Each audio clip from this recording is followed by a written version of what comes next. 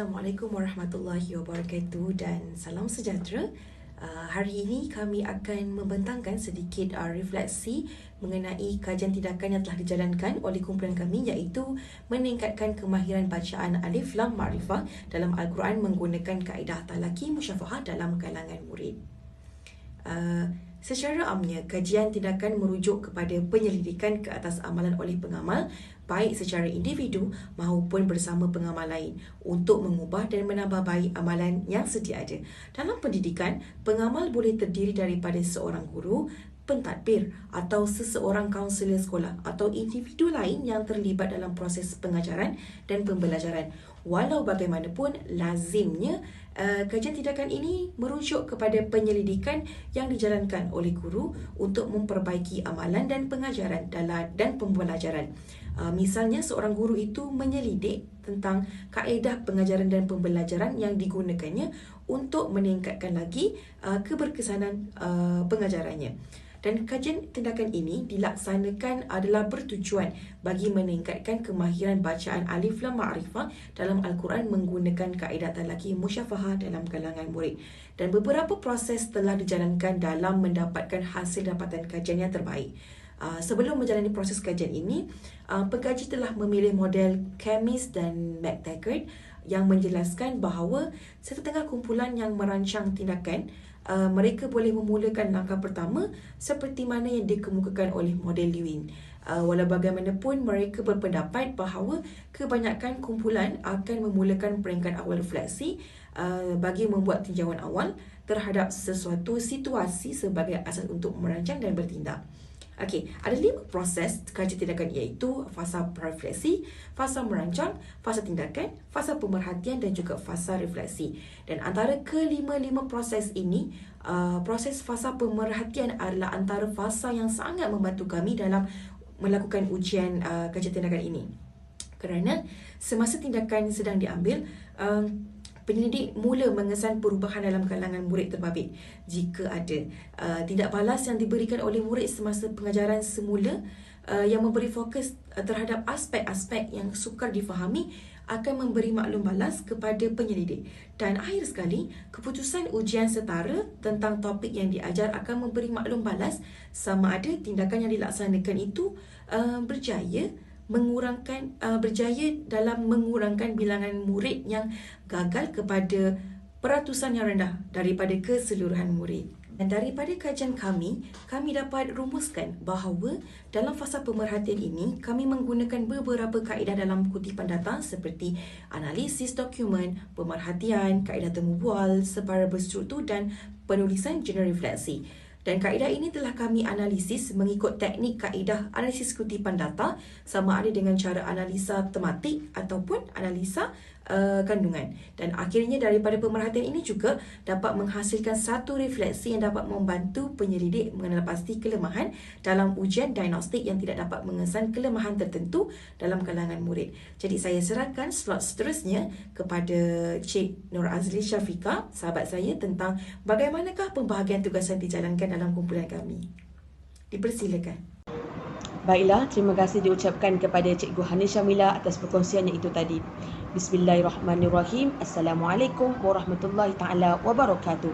Nama saya Nur Azli Syafiqah binti Zainal Abidin, dan hari ini saya akan kongsikan pula persoalan yang kedua, bagaimana pembahagian tugasan dijalankan dalam kajian tindakan ini.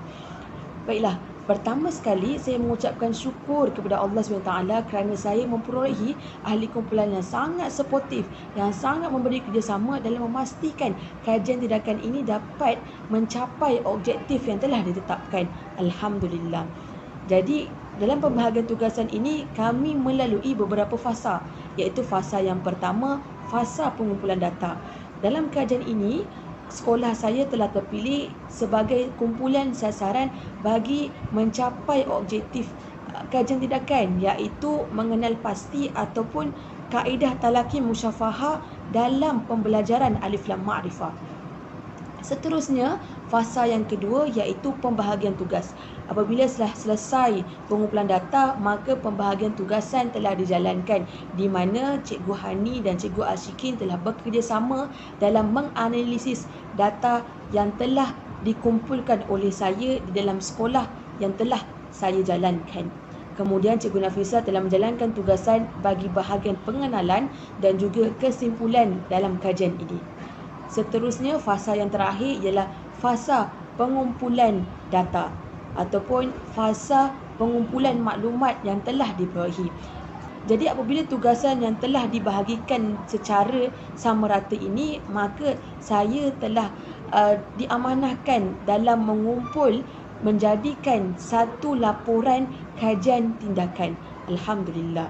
Jadi saya teruskan kepada Nafisa bagi menjawab soalan yang ketiga. Baiklah, terima kasih ucapkan sahabat saya Nur Azrin Syafiqah. Nama saya Nafisah binti Johari, nombor matrik 2221411. Baiklah, saya akan menjawab persoalan tentang apakah pembelajaran yang paling utama yang saya dapati dari pengalaman menjalankan kajian tindakan. Baik, apa yang saya dapati ialah kajian tindakan inilah merupakan satu kajian yang sangat penting kepada setiap guru. Kerana apa? Kajian tindakan ini perlu selalu dipraktikkan kerana melatih guru untuk melihat PDP mereka secara kritikal.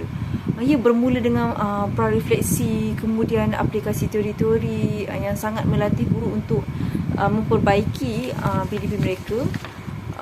Dan kemudian kita dapat belajar daripada kajian-kajian lepas, ya, kajian-kajian lepas. Di situ kita dapat kaitkan dengan antara kajian lepas dengan PDP kita supaya kita dapat memperbaiki lebih mendalam lagi dan lebih terperinci. Kemudian apa yang saya dapati ialah sebenarnya kajian tindakan ini telah meningkatkan profesionaliti guru, ya, di mana dengan kita menganalisis kekurangan, kelemahan sepanjang PDP dan analisis perbezaan murid dahulu sekarang, kepelbagaian murid, kita dapat temui punca masalah dalam PDP kita. Baiklah, dengan itu bila kita dapat tahu punca dan kita mencari apa, kita cuba lagi, kita sering mencuba untuk memperbaiki, di situ meningkatkan semangat dan jiwa guru secara tidak langsung, dan seterusnya akhirnya kemudian ia meningkatkan kecekapan guru itu sendiri. Apabila guru itu sendiri sudah nampak bagaimana konsepnya, cara mengaplikasinya, membuatkan guru itu lebih semangat untuk membuat kajian tindakan walaupun secara tidak rasmi, untuk guru itu sendiri. Baik, terima kasih kepada sahabat saya. Bismillahirrahmanirrahim. Nama Nurul Asyikir binti Ahmad Qad, nama matrik 2221388. Ini adalah refleksi daripada kajian tindakan yang telah saya lakukan bersama rakan-rakan saya. Okey, baik. Saya akan cuba menyimpulkan refleksi daripada pengalaman kami semasa menjalankan kajian tindakan ini berdasarkan persoalan 4, iaitu apakah kepentingan menjalankan kajian tindakan di dalam proses pembangunan profesionalisme guru. Okay, berikut adalah beberapa kepentingan menjalankan kajian tindakan yang saya perolehi. Yang pertama ialah kajian tindakan ini dapat meningkatkan keberkesanan pengajaran guru, di mana terdapat ataupun kami menambah baikkan kaedah pengajaran syarahan yang mana digunakan sebelumnya, iaitu dengan memasukkan kaedah talaqi musyafahah bagi meningkatkan keberkesanan pengajaran, terutamanya dalam bidang Al-Quran dalam pendidikan Islam. Okey, itu yang pertama lah. Yang kedua, kepentingan yang kedua ialah meningkatkan prestasi pencapaian murid, di mana berlakunya peningkatan terhadap prestasi pencapaian murid, di mana murid daripada kurang mengetahui, memahami dan menguasai alif lam makrifah kepada, ataupun berlakunya perubahan kepada mengetahui, memahami dan menguasai dengan baik semasa bacaan amali Al-Quran dijalankan. Manakala kepentingan yang ketiga ialah mengatasi masalah pembelajaran dalam menguasai kemahiran dalam sesuatu mata pelajaran.